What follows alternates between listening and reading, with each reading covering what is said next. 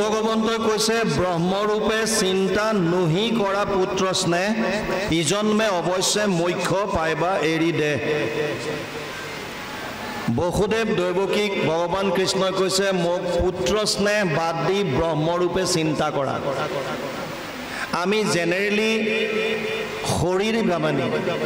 শৰীৰ অভিমানীবিলাকে আমি শৰীৰটোকে মই বুলি ভাবি শৰীৰৰ লগত সম্পৰ্ক থকা ব্যক্তিবিলাকক আপোন বুলি ভাবোঁ আৰু তেওঁলোকক শাৰীৰিক হিচাপে আমি ভাল পাবলৈ শিকোঁ। কিন্তু আচলতে মই শৰীৰ নহয়, মই হৈছোঁ আত্মা। শৰীৰটোত মই আছোঁহে। এই শৰীৰটো 24 তত্ত্বৰ দ্বাৰা সৃষ্ট, ই মায়াৰ বস্তু।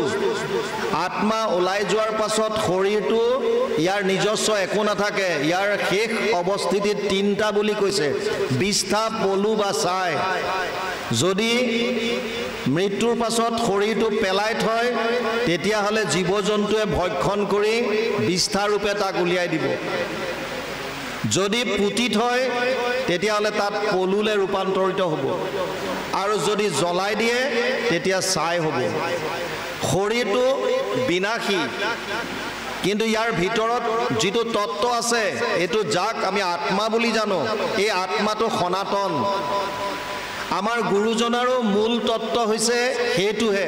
সেইকাৰণে কৈছে সমস্ত ভূততে ব্যাপী আছো মই হৰি, সবাকো মানিবা তুমি বিষ্ণু বুদ্ধি কৰি। যদি আমি প্ৰত্যেক জীৱক যদি বিষ্ণু বুদ্ধি কৰিব পাৰোঁ তেতিয়াহ'লে জড় মূৰ্তিত আপুনি মূৰ নদোৱালেও কোনো ক্ষতি নহয়।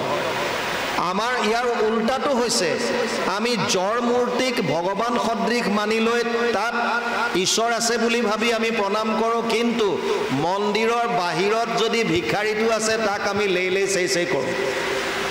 গতিকে এই তত্ত্বটোৰ বিপৰীতে গুৰুজনাই আমাক শিক্ষা দিছে বৰ সুন্দৰ, যিটো কৃষ্ণই উদ্ধৱক বৈকুণ্ঠ প্ৰয়াণৰ প্ৰাক মুহূৰ্তত দি গৈছে, যে মই সমস্ততে ব্যাপ্ত হৈ আছোঁ। আৰু সেইকাৰণে আমি এতিয়া ইজনে সিজনক কৃষ্ণ বুলি কওঁ। আপুনি আপোনাৰ বয়স মোতকৈ ডাঙৰ নে সৰু নে কি কথা কি বতৰা কথা নাই, আমি কৃষ্ণ বুলি কাক কওঁ? এই শৰীৰত যিটো আত্মা বিৰাজমান হৈ আছে। এতিয়া ভগৱান কৃষ্ণয়ো বসুদেৱ দৈৱকীক কৈছে তুমি মোক পুত্ৰ হিচাপে এইটো স্নেহ নকৰি ব্ৰহ্মৰূপে তুমি মোক ভজন কৰা। মানে মই যদিও শাৰীৰিকভাৱে তোমালোকৰ পুত্ৰ হৈ আছোঁ, কিন্তু আচলতে এই শৰীৰটো এইটো মই কোনদিনা এৰি দিওঁ ঠিক নাই, কিন্তু মই যিটো ব্ৰহ্ম এইটোতো মই চিৰন্তন।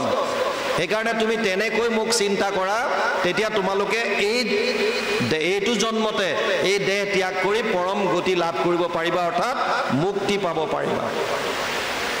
তাৰ পাছত কৈছে কংসক সংকিয়া যেবে শুনি উপায়, থৈও নিয়া মোক গোকুলত পলুৱাই। যদি কংসৰ প্ৰতি ভয় আছে তোমালোকৰ যে মোকো মাৰি পেলাব বুলি, কাৰণ আগতে 6টা সন্তান বধ কৰিলে। 7ম সন্তানটো হৈছে বলৰাম। শংকৰখনৰ দ্বাৰা দৈৱকীৰ গৰ্ভ শংকৰখন কৰি লৈ গৈ ৰোহিণীৰ গৰ্ভত স্থাপন কৰিছে। কিমান কাৰিকৰী ছায়েন্সৰ দিন তেতিয়াই। এগৰাকী মাতৃৰ গৰ্ভৰ পৰা কোনো হাতেৰে স্পৰ্শ নকৰাকৈ সেইটো তাৰ পৰা সন্তান লৈ গৈ বেলেগৰ গৰ্ভত স্থাপন কৰিব পৰাৰ বিদ্যা আমাৰ ইয়াত আছিল। সেইকাৰণে ভাগৱতত লিখিছে। আমি বহুতে এইবিলাক কিছুমানেতো ভাবোঁ যে এইবিলাক অতিৰঞ্জিত কিবা। আপোনালোকে যদি চায় সঞ্জয়ে কুৰুক্ষেত্ৰত কি হৈ আছে, হস্তিনাপুৰত থাকি ধৃতৰাষ্ট্ৰক কৈ আছিল, যেতিয়ালৈকে টিভি ওলোৱা নাছিল তেতিয়ালৈকে মানুহে হয়তো ক'ব পাৰিছিল বা আমাৰ দৰে আলোচনা কৰিছিল এইবিলাক মিছা। ভাগৱত বা ৰামায়ণ বা মহাভাৰতত তেতিয়াও আছিল যে বিমানৰ দ্বাৰা তেতিয়া উৰি যায়, যেনেকৈ পুষ্পক বিমান আছিল আমি পাওঁ। গতিকে যেনেকৈ নহওক বিমান তেতিয়াও আছিলে। আমাৰবিলাক বিজ্ঞানীয়ে শাস্ত্ৰৰ কথা মিছা বুলি ভাবি পেলাই বাদ দিলে, গতিকে বাহিৰৰখিনিয়ে এই শাস্ত্ৰকে বেছ কৰি লৈ উৰাজাহাজৰ সৃষ্টি কৰিলে। আমি কথাবিলাক সব অন্ধবিশ্বাস বা অতিৰঞ্জিত বুলি এৰি দিব নালাগে। তাৰ কিবা যদি বিজ্ঞানসন্মত কাৰণ থাকিব পাৰে, এই বেছটো লৈ যিসকল বিজ্ঞানী তেওঁলোকে হয় বুলি এবাৰ মানি চাই তাত ৰিচাৰ্চটো কৰক, কিজনী তেওঁলোকে ভাল ফল পাবই। আৰু যিমান বস্তু ওলাই আছে আপোনালোকে চাব, তাৰ তুলনা আগতে ভাগৱতত দিয়া আছে। গতিকে এতিয়া ইয়াত কৈছে, কংসক সংকিয়া যেবে শুনিও উপায়, থৈও নিয়া মোক গকুলত পলুৱাই। কংসই 6টা সন্তান বধ কৰিলে আগতে, সপ্তমটোতো অলৰেডি সংকৰ্ষণ কৰি নি পেলাই ৰোহিণী গৰ্ভত থলে, আৰু অষ্টমত প্ৰভু ভগৱন্ত নিজে আহিল। কিন্তু মাক বাপেকৰ দৃষ্টিত চতুৰ্ভুজ ৰূপ ধাৰণ কৰি দেখুৱাই দিয়াৰ পাছতো মায়াই আবদ্ধ কৰি ৰাখিছে।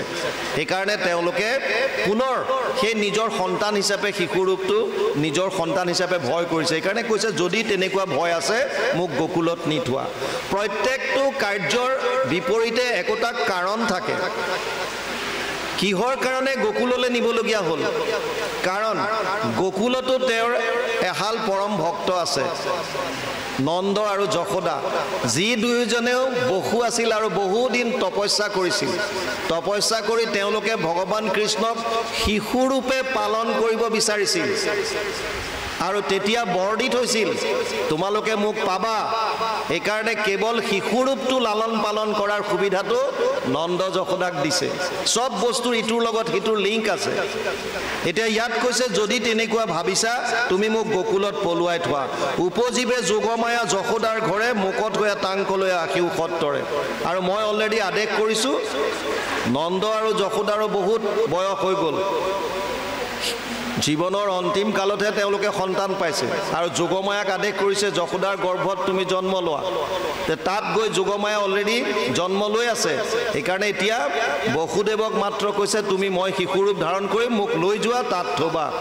তাত্ত্বিক কথাবিলাক বুজি যাওক। এতিয়া বসুদেৱক আৰু দৈৱকীৰ ক'ত আছিলে তেওঁলোক? ভগৱান কৃষ্ণ জন্ম হওঁতে কাৰাগাৰৰ ভিতৰত। কাৰাগাৰৰ ভিতৰত, তাকো বান্ধোনত। শিকলিৰ বান্ধোন আছে, কাৰাগাৰৰ ভিতৰত আছে। কাৰাগাৰৰ ভিতৰত কি যি মন যায় তাকে খাবলৈ পাব নেকি? নাপায়। তাৰমানে ঈশ্বৰক যদি পাব বিচাৰিছে, নিজক নীতি নিয়ম শৃংখলাৰ মাজত বন্ধনত ৰাখক। আৰু এই যিমানবিলাক আমি তৃপ্তিৰ কাৰণে ভোগবাদী যিটো মানসিকতা, এই ভোগবাদীটো আমি বাদ দি সাত্বিক আৰু সাধাৰণ জীৱন যাপন কৰিবৰ কাৰণে চেষ্টা কৰিব লাগিব। যদি সৎ ফল পাব বিচাৰিছে, উচ্চ লক্ষ্যত যদি উপনীত হ'ব বিচাৰিছে, তেতিয়াহ'লে এনেধৰণে তপ কৰিব লাগিব। আপুনি যদি কোনো নীতি নিয়ম আপোনাৰ নাই, কোনো ধৰণৰ একো নাই, যি মন যায় তাকে কৰিছে, তেতিয়াহ'লে আপুনি আপোনাৰ লক্ষ্যটোত ক'ত পাবগৈ? পৰম আনন্দ কেনেকৈ লাভ কৰিব? ছাত্ৰ ছাত্ৰীসকলে যদি পঢ়াৰ সময়ত নপঢ়ে, যদি ছাত্ৰ জীৱনটো যদি এনেই নষ্ট কৰি দিয়ে, তেতিয়াহ'লে তেওঁলোকে ডাঙৰ হোৱাৰ পাছত ভাল চাকৰি বা এটা ভাল জীৱন এটা তেওঁলোকে কেনেকৈ কামনা কৰিব? যিটো সময়ত যাৰ যিটো কৰ্তব্য, এই কৰ্তব্যখিনি পালন কৰিব লাগিব। কিন্তু দৈৱকীক দেখুৱাইছে কাৰাগাৰৰ ভিতৰত, শিকলিয়ে বান্ধি থোৱা আছে। গতিকে তাত আহি ভগৱান কৃষ্ণই অৱতাৰ লৈছে, জন্ম লৈছে। গতিকে ইয়াত এতিয়া কৈছে, এহি বুলি তাসম্বাক বিষ্ণু ভৈলা চুপ, দুইহান্তৰ আগত ভৈলন্ত শিশু ৰূপ। কৃষ্ণৰ আদেশ পাছে বসুদেৱে শুনি, ভাগিল নিহল টান পাৱৰ আপুনি। পুত্ৰ কোলাত লৈয়া বজাৱে খোজন্তে, উপজিল যোগমায়া যশোদা ধন্তে। তাৰ পাছত কৃষ্ণক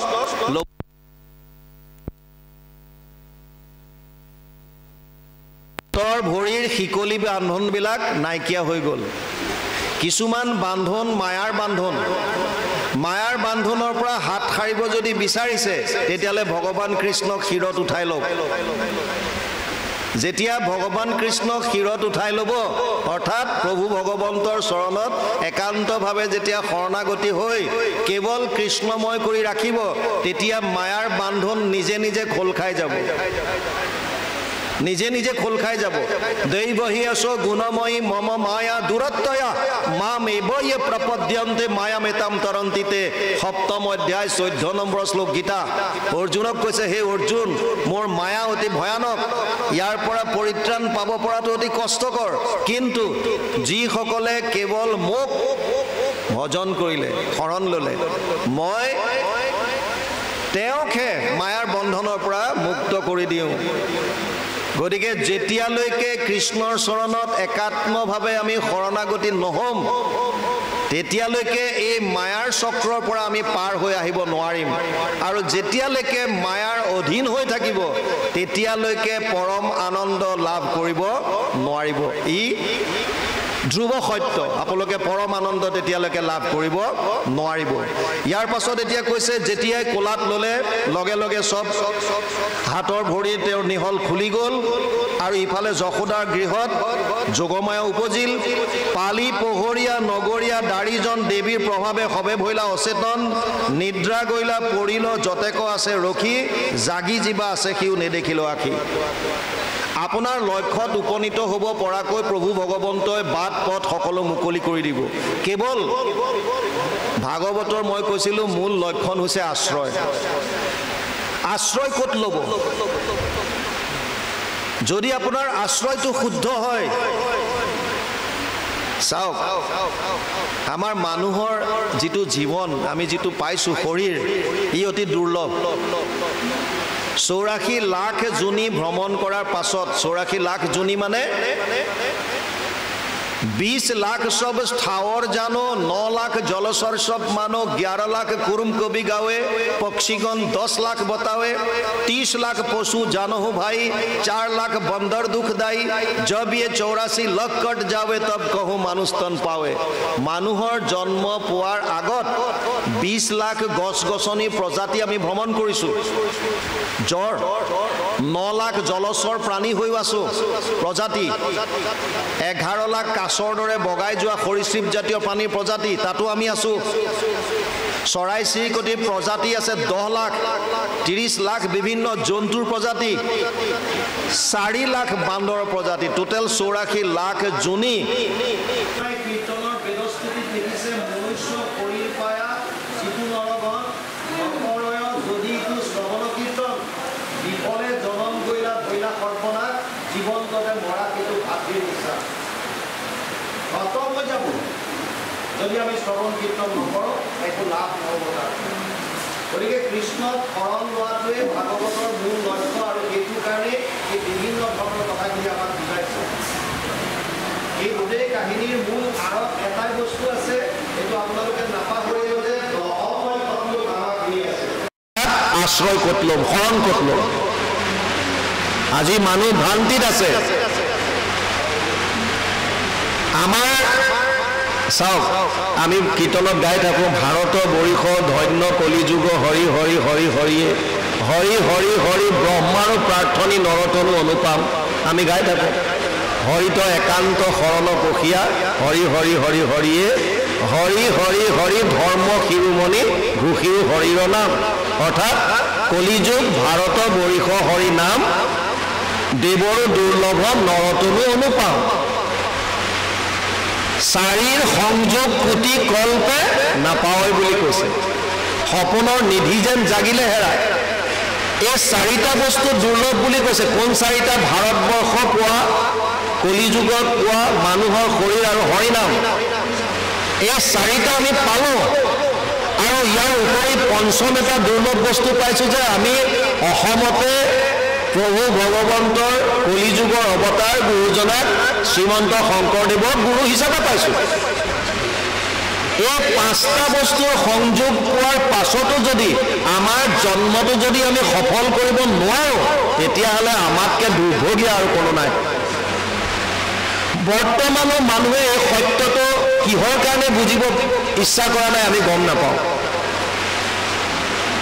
আমাক যলৈকে নিমন্ত্ৰণ দিয়ে লাগিলে গুৰুজনাৰ ওচৰত আশ্ৰিত হওক বা নহওক আমি তালৈ গৈছোঁ আৰু তেওঁলোকক বুজাবলৈ চাইছোঁ তাৰ মাজত বহুতে বুজিছে এনেকুৱা নহয় যে বুজা নাই মই কাৰণে কাকো দোষ নিদিওঁ কাকো মই আঘাত কৰাকৈ কথা নকওঁ মহাপুৰুষ মাধৱদেৱো এজন ঘোৰ শাক্ত আছিল আমাৰ সনাতন ধৰ্মৰ 5টা থাল গতিকে কোনেও কাকো হাঁহিব নাপায় এটা হৈছে যিসকলে সূৰ্য ভগৱানক নিজৰ আৰাধ্য বা ইষ্ট বুলি মানিছে তেওঁলোকক সৌৰ বুলি কয় যিসকলে শিৱক নিজৰ আৰাধ্য বুলি মানিছে তেওঁলোকক শৈৱ বুলি কয় যিসকলে শক্তিক নিজৰ আৰাধ্য বুলি মানিছে তেওঁলোকক শাক্ত বুলি কয় যিসকলে গণেশক মানিছে তেওঁলোকক গাণপত্য বুলি কয় আৰু যিসকলৰ আৰাধ্য বা ইষ্ট হৈছে বিষ্ণু তেওঁলোকক বৈষ্ণৱ বুলি কয় আমি হৈছোঁ বৈষ্ণৱ থালৰ আমাৰ অসমত পঞ্চদশ শতিকাত বিশেষভাৱে প্ৰভাৱ পেলাইছিল দুটা পন্থই সেয়া হৈছে শাক্ত আৰু শৈৱ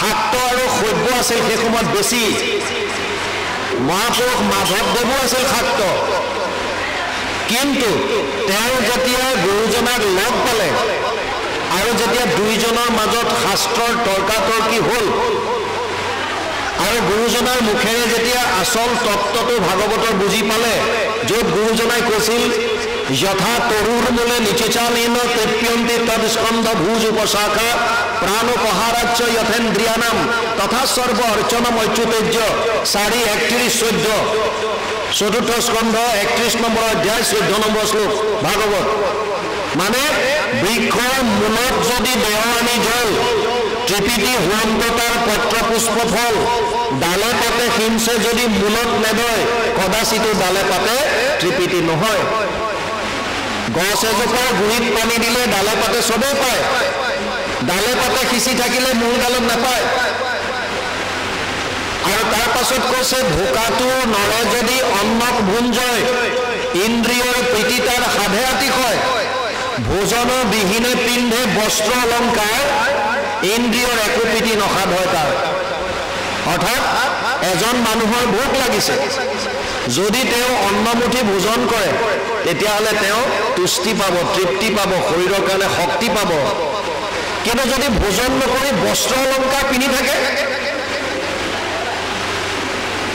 সেইকাৰণে কৃষ্ণক পুজিলে পূজা সমস্তৰে হয় পৃথকে পুজিলে পূজা কেহু নলয় এই শাস্ত্ৰৰ কথা আৰু এই কথাটো শুনাৰ পাছত মাধৱদেৱৰ দৰে এজন শাস্ত্ৰজ্ঞ ব্যক্তিয়ে শাক্ত ধৰ্ম বাদ দি এক শৰণ হৰিনাম ধৰ্মত আশ্ৰিত হ'ল আৰু সেইদিন ধৰি মহাপুৰুষ মাধৱদেৱে কোনোদিন আৰু পিছলৈ ঘূৰি চোৱা নাই গুৰু সেৱাৰ যদি কিবা নিদৰ্শন দিবলগীয়া হয় তেতিয়াহ'লে মহাপুৰুষ মাধৱদেৱতকৈ আৰু ওপৰত কোনোবা আমি আজিলৈকে পোৱা নাই যিজনৰ কাৰণে আমি শ্ৰীমন্ত শংকৰদেৱকো ইমান তন্নকে বুজি পোৱা সক্ষম হৈছোঁ সেইজন হৈছে মহাপুৰুষ মাধৱদেৱ তেওঁ ঘোৰ শাক্ত আছিল গতিকে নজনাটো ডাঙৰ কথা নহয় কিন্তু জনাৰ পাছত আমি যদি নাহোঁ তেতিয়াহ'লে হয়তো আমাৰ ভাগ্যত নাই হয়তো এতিয়াও আৰু কেইবা জন্ম আৰু আহিবলগীয়া আছে বহুতো দুখ কষ্ট ভোগ কৰিবলগীয়া আছে কাৰণ ভাগৱতে কৈছে যম ৰজাই যমদূতক কৈছে অজামিল উপাখ্যানত শত কোটি জন্মান্তৰে হোৱে মহাভাগ নৰ শৰীৰক জীৱে তেবে পাৱে লাভ তাকো যেবে মূৰ দায়া ভৈলা জাক প্ৰতি সেহিকে কৰিবে পাৰে আমাৰ ভকতি গতিকে আফচোচ কৰিতো লাভ নাই আফচোচ কিয় কৰে নাই অহা মানে ভাগ্যত নাই এক শৰণ হৰিনাম ধৰ্মত আহিবৰ কাৰণে ভাগ্য লাগিব কাৰণ এই পাঁচটা বস্তুৰ সংযোগ কলিযুগ ভাৰতবৰ্ষত হৰিনাম মনুষ্যৰ শৰীৰ আৰু গুৰুজনাক গুৰু হিচাপে ল'ব পৰা পাঁচটাৰ সংযোগ পঞ্চ পাণ্ডৱৰ দৰে এই পাঁচটাৰ সংযোগ য'ত হৈ গ'ল তাত ভগৱান কৃষ্ণ থাকিবই কৃষ্ণই কৈছে তুমি 100টা হ'লেও মই কৌৰৱৰ পক্ষত নাই মই পঞ্চ পাণ্ডৱৰ পক্ষত আছোঁ গতিকে আপুনি এইকেইটাৰ সংযোগ ঘটাবৰ কাৰণে সেইটো কৃপা প্ৰভুৱে লাগিব তাৰ কাৰণে চিন্তা কৰি লাভ নাই কিন্তু ইয়াত এতিয়া বৰ সুন্দৰভাৱে কৈছে আল্টিমেটলি আমি এতিয়ালৈকে পালোঁ যে প্ৰভু ভগৱন্তই প্ৰথমতে চতুৰ্ভুজ ৰূপ ধাৰণ কৰি বসুদেৱ দৈৱকীক নিজ ৰূপ প্ৰদৰ্শন কৰালে তেওঁলোকে স্তুতি কৰিলে স্তুতি কৰাত ভগৱান কৃষ্ণই তেওঁলোকক পূৰ্বজন্মৰ কথা ক'লে যে তোমালোক আগতে প্ৰথমতে কৃষ্ণী নামে সতী আছিলা আৰু বসুদেৱক ক'লে তুমি সূতাপা নামৰ প্ৰজাপতি আছিলা 12,000 দিব্য বছৰ তোমালোকে মোক তপস্যা কৰিছিলা মই তোমালোকক দৰ্শন দিলোঁ এই দৰ্শন পোৱাৰ পাছতো তোমালোকে মোৰ পৰা মুখ্য নিবিচাৰি পুত্ৰ হিচাপে মোক কামনা কৰিলা ময়ো তেতিয়া তথাস্তু বুলি কৈ গুচি গ'লোঁ কিন্তু পাছত মই চিন্তা কৰিলোঁ যে মোৰ সমান বা মোৰ সমসৰ আন কোনো নাই সেইকাৰণে মই আহিবলগীয়া হ'ল আৰু মই এবাৰ দুবাৰ নহয় 3বাৰ আহিবলগীয়া হ'ল প্ৰথমবাৰ আহিলোঁ কৃষ্ণী গৰ্ভ হিচাপে পাছত যেতিয়া তোমালোক কাশ্যপ আৰু অদিতি হ'লা তেতিয়া মই বামন স্বৰূপে আহিলোঁ আৰু এইবাৰ তোমালোক বসুদেৱ আৰু দৈৱকী হিচাপে আহিছা এতিয়া মই পূৰ্ণ ব্ৰহ্ম কৃষ্ণৰূপে অৱতাৰ ল'লোঁ এতিয়া তোমালোকৰ যদি মনত সংশয় আছে যে কংসই মোক মাৰিব তেতিয়াহ'লে মই শিশু ৰূপ ধাৰণ কৰি মোক তোমালোকে লৈ গৈ গোকুলত থৈ তাৰ পৰা যিটো কন্যা সন্তান জন্ম হৈছে সেইটো তুমি ইয়ালৈ লৈ আহা আৰু লগে লগে কৃষ্ণক যেতিয়া বসুদেৱে উঠালে হাতৰ যিমান বান্ধন আছে খুটি গ'ল তাৰ মানে আমি যেতিয়াই কৃষ্ণ প্ৰভুক আমি হৃদয়ত ল'ম বা শিৰত যেতিয়া উঠাই ল'ম মায়াৰ বান্ধনবিলাক নিজে নিজে খোল খাই যাব আপোনাক প্ৰভু ভগৱন্তই কৃপা কৰিব আপুনি নিজৰ গতিত আগবাঢ়িব পাৰিব ইণ্টাৰেষ্টিং কথা কিন্তু যেতিয়াই আকৌ আপুনি যোগমায়াক লৈ আহিব তেতিয়া আকৌ বান্ধন খাবলগীয়া হৈছে গতিকে আল্টিমেটলি মায়াৰ বন্ধনৰ পৰা মুক্তি পাবৰ কাৰণে এটা উপায় বৰ সুন্দৰভাৱে দিছে কৃষ্ণত শৰণ অৰ্জুনতো গীতাত কৈছে আৰু গীতা শাস্ত্ৰ ভাগৱত শাস্ত্ৰ আমাৰ সনাতন ধৰ্মৰ 3টা প্ৰস্থানৰ মূল গ্ৰন্থ সেইকাৰণে শাস্ত্ৰৰ উত্তম গীতা ভাগৱত বুলি কোৱা হয়